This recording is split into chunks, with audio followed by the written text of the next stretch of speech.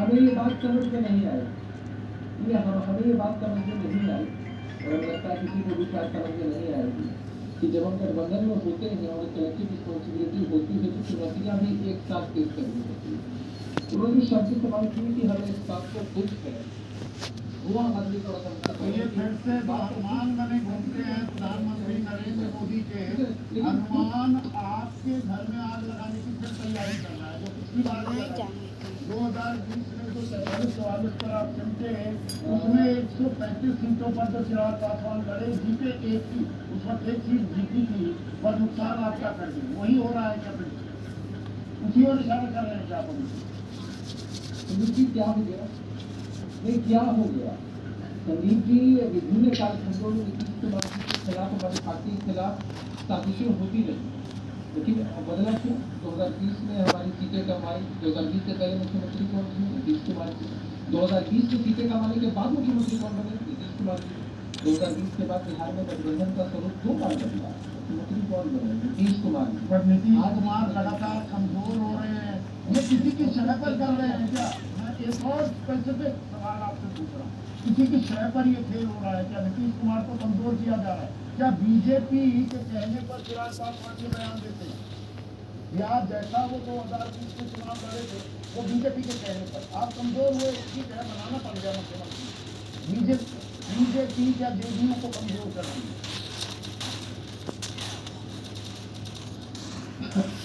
Bharatiya Janata party से हमारा एक मजबूत गठबंधन है, लंबे समय से गठबंधन है, अन्य घटक दल इसमें अधिक शामिल थे, और गठबंधन है मजबूत में दूसरे, और ये साजिश वाली बात थोड़ी सी सही नहीं है।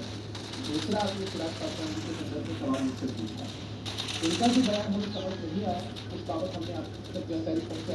हम ऐसा मानते हैं कि जब हम गठबंधन में होते हैं तो शरीर और दिल एक ही जगह होना चाहिए, शरीर कहीं और दिल कहीं और, ये उचित नहीं होता है। तो चिराग पासवान का दिल कहाँ? बात करते शरीर तो आपके पास है, दिल कहाँ है? दिल कहाँ भटक रहा है चिराग पासवान का? नहीं, हमने क्या कहा? चिराग पासवान जी के हर बयान का आंसर वो समझा सकते हैं, उनके पार्टी के लिए, उनके पार्टी की प्रवक्ता समझा सकते हैं। हमें जो बात समझ में नहीं आई कि इस बात का दुख है कि उन्होंने नैतिक समर्थन बिहार में हमारी सरकार को दिया। अरे उनके 5 MP जीत कर आए हैं, देश में नरेंद्र मोदी जी के नेतृत्व में उन्होंने सरकार को समर्थन दिया।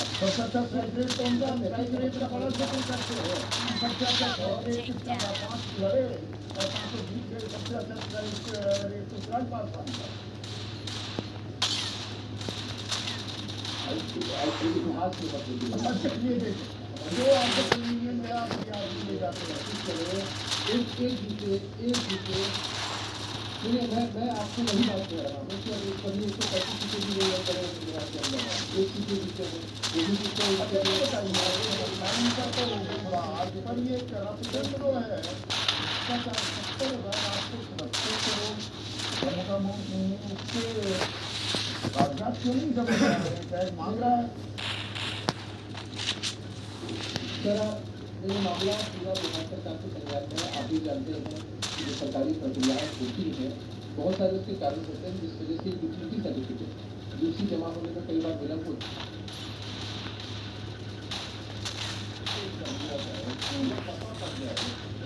सरकार कार्रवाई नहीं करे, जैसा कि हमने राजस्थान में देखा, राजस्थान में क्या विश्वास करेंगे कि ये पहला हादसा नहीं है।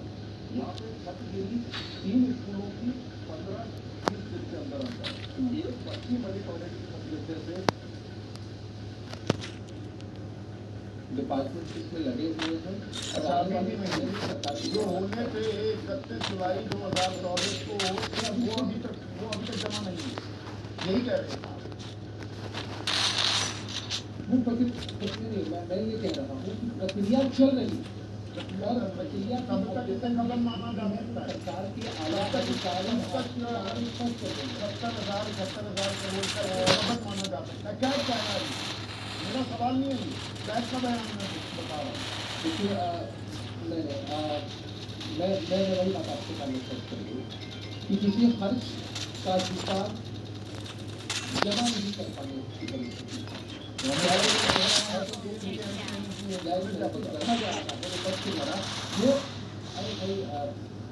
कुछ चीजों को किसी पर आरोप रखते हैं कि तो हमारे देश के संविधान हमारा के 70,000 करोड़ का लगा था ना यूएनसी का पूरा मतलब यूपीए सरकार का वही मध्य में हो गई थी।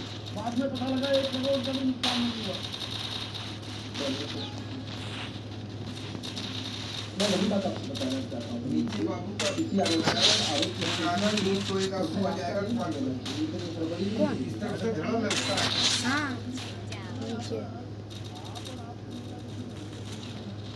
सामान भी सब तय है हाँ तुम्हारा बाबू का दोस्त है बस बस हो गया। और तो कुछ नहीं। सारा चप्पल उप्पल उसी में, हाँ? चप्पल सब उसमें। तुमको क्या क्या बोला था बाबू? बाबू भैया बोला था कि छोटू हाँ सामान सब पैकिंग करके रख देना, इसके लिए पैकिंग कर लिए थे। बोलिए घर में पानी नहीं। हाँ बोल दिए 1 बूंद भी पानी नहीं है, तो बोला इसके लिए तो जा रहे थे क्या करेंगे? इसीलिए तो